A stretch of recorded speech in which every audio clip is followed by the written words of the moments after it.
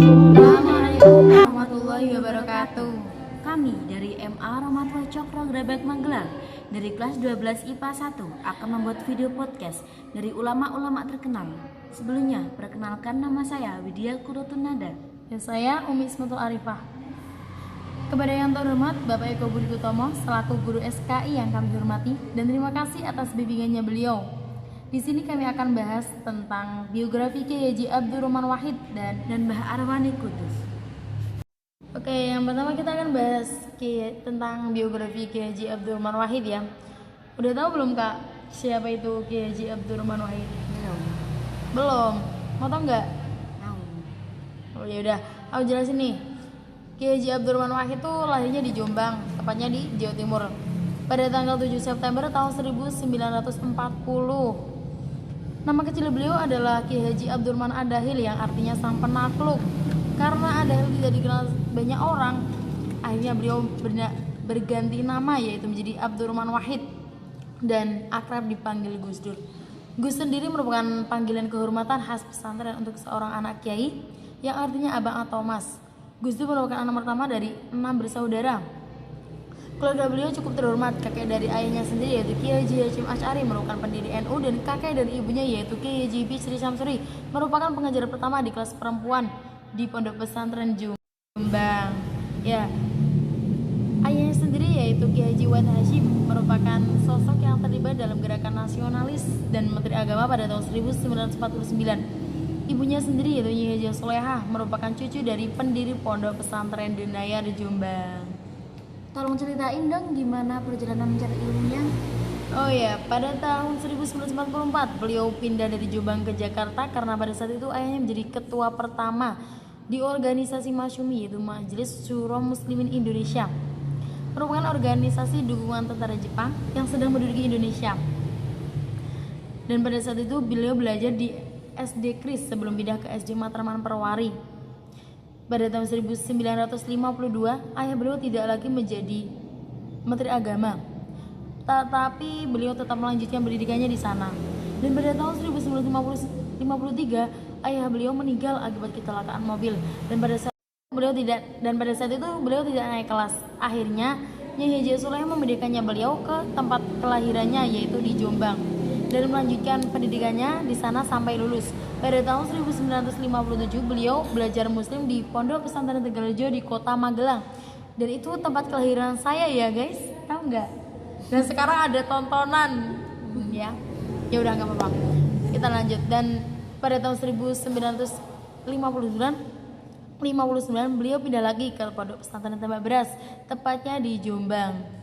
Dan di sana beliau menerima pekerjaan pertamanya menjadi guru yang nantinya akan menjadi kepala madrasah. Beliau juga menjadi jurnalis di majalah Horizon dan Budaya Jaya. Apakah beliau pernah kuliah? Ya, beliau pernah kuliah. Pada tahun 1963, beliau mendapat beasiswa dari Universitas Al-Azhar, tepatnya di Kairo, Mesir. Dan pernah juga belajar di Universitas Baghdad, Jerman, Perancis. Dan pada tahun 1971 beliau kembali ke Jakarta. Di Jakarta beliau berharap agar bisa dapat masuk ke Universitas McGill, tepatnya di Kanada.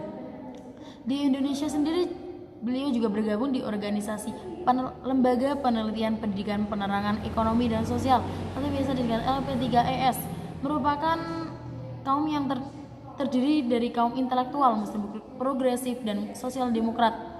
LP3ES sendiri juga mendirikan majalah yang bernama Prima dan beliau menjadi kontributor utama di majalah itu. Pekerjaan apa aja sih yang pernah dilakukan beliau? Ya, beliau pernah menjadi jurnalis di majalah koran Kompas dan koran Tempo ya. Dan beliau juga pernah menjadi penjual kacang, mengantarkan es. Dan pada tahun 1974 beliau menjadi sekretaris umum di Pondok Pesantren Tebu Ireng. Pada tahun 1980 beliau menjadi katib awal PBNU. Pada tahun 1984 beliau naik pangkat menjadi ketua Dewan Tahfidz PBNU. Pada tahun 1987 beliau menjadi ketua MUI. Pada tahun 1989 beliau menjadi menjadi MPR RI, dan pada tahun 1999 sampai 2000 beliau menjadi Presiden RI. Aku cuma 1 tahun, berapa periode? Nggak, hampir 1 tahun lebih ya, hanya sekitar 20 bulan beliau menjabat menjadi Presiden RI karena beliau dikenal ya. Pernyataan-pernyataan yang beliau lontarkan itu pernyataan yang kontroversial, misalnya mengatakan anggota MPR seperti anak kecil, anak TK gitu ya. Ya itu nggak mungkin. Beliau sendiri sempat mengeluarkan dekrit yang berisikan pembubaran MPR dan DPR, mengembalikan kedaulatan ke tangan rakyat, dan pembekukan Golkar. Dan akhirnya beliau meninggal pada tahun 2009 hari Rabu pada tanggal 30 Desember di Rumah Sakit Cipto Mangunkusumo tepat pada pukul 18.45 WIB, karena pada saat itu beliau mengalami penyakit yaitu diabetes, stroke, dan gangguan ginjal. Oke. Sekarang giliran kamu nih, kamu mau bahas tentang ulama siapa tadi? Mbah Arwani Kudus. Emang biografinya gimana sih? Aku kayaknya baru denger ini deh. Oke. Kiai Haji Muhammad Arwani dilahirkan di kampung Kajasan, Kudus, Jawa Tengah pada tanggal 5 September 1905 bertepatan dengan 15 Rejab 1923 Hijriah.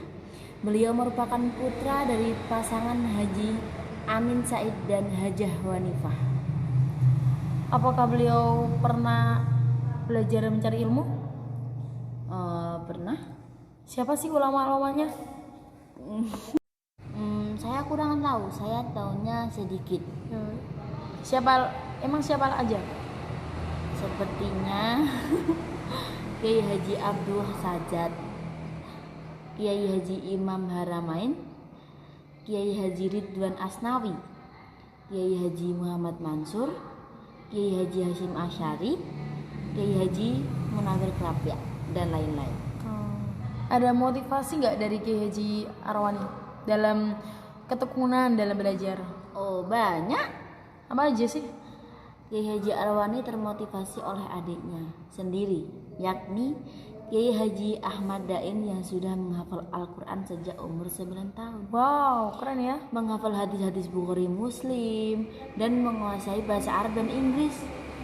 Dan kejeniusan Dain inilah yang mengugah Mbak Arwani dan adiknya Farhan terpacu lebih tekun belajar. Apakah beliau punya murid yang menjadi ulama-ulama besar di Indonesia? Ya, beliau punya murid. Siapa aja sih? Muridnya 1. Kiai Haji Muhammad Mansur di Kudus. 2. Ahmad Hafid, maksudnya Kiai Haji Mojokerto. 3. Kiai Haji Abdul Umar yang berada di Semarang. Dan 4. Kiai Haji Hasan Mangli yang ada di Magelang. Magelangnya mana sih emang? Gerabak di situ. Ya. Pendek aku jadi. Ada gak?